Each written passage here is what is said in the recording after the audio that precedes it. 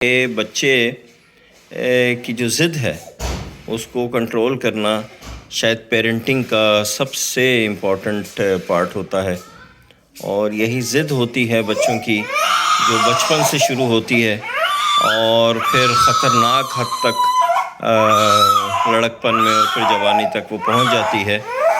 تو جو سب سے پہلا ٹول یوز کرتے ہیں بچے وہ رونا ہوتا ہے، رو کے وہ اپنی ضد منواتے ہیں۔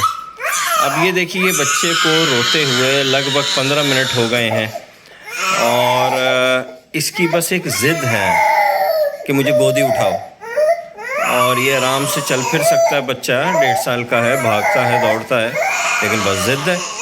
تو یہ ضد پوری نہیں ہونی چاہیے۔ بہت سارے لوگ کہیں گے نہیں جی بچہ ہے گود اٹھا لو، نہیں ایسے نہیں ہوتا۔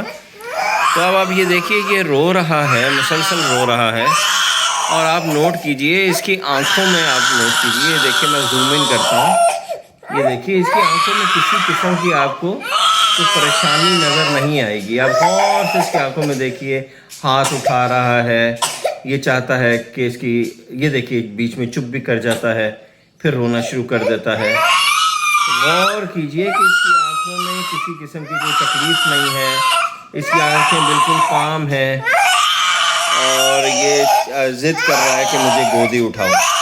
یہ دیکھیے جی اب یہ کافی ضد کرنے کے بعد تھک کے لیٹ گئے ہیں، شاید اسی طرح یہ لیٹے لیٹے سو بھی جائیں، لیکن اس کے بعد ان کو یہ سمجھ میں آ جائے گی کہ میری خام خواہ کی جو خواہش ہے، جو ضد ہے، قابل قبول نہیں ہے۔ میں ایسے خام خواہ میں رو نہیں سکتا ہوں، مجھے اپنے آپ کو کنٹرول کرنا ہے۔